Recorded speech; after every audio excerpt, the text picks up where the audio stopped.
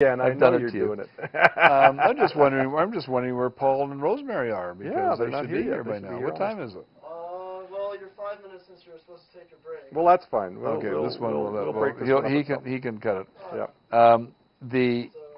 The thing you get a guy like Mitchell and I went up to Edmonton to pick up a motorhome. That's right. And why was I buying the motorhome? Because you wanted another place to put your signs on. That's right. It was a $15,000 big Airstream motorhome, 37 feet, and had great places for signs. When I got there, though, I just didn't like the motorhome, so I didn't take it. But here's this fellow. He's got a Hummer and a whole bunch of other things. He's got a business.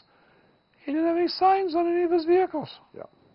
And makes no sense at all. It makes no sense at all because this is there's a company in Abbotsford that'll pay you $200 a month if you drive from Abbotsford to Vancouver every to put mag signs on your car to make while you make the drive. Yep.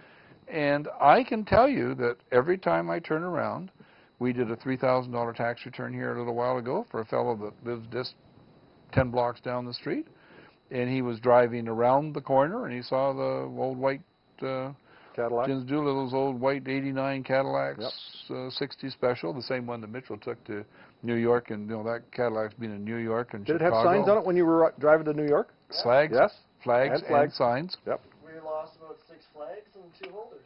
That's fine. Yeah, but you didn't have the good new flags. You had the old flags at the time. Yeah, so yeah, they drove 15,000 kilometers through the States and so on, and I still have people come up to me occasionally that tell me when I was in New York in 1998 with the motorhome and Montreal and Corner Brook, Newfoundland and St. John's, Newfoundland. We took it through 23 states. And you mentioned when you were in front of the White House. That's right. And we still have people come up to me and say, I saw your motorhome in New York, or I saw, and that's 10 years ago now, 11 years ago. That's right. So there is absolutely no doubt that having signs and advertising and this kind of thing works. Your kind of business, where it's a service business, people have to come to you. You have a real problem getting out to find the people who are your potential customers. Well, it's so expensive. They have to come to you. It's so expensive. It's so expensive. And when you're working out of your house, you have to take advantage of everything that you can. That's right. It doesn't matter what it is. You have to take advantage of signs on your car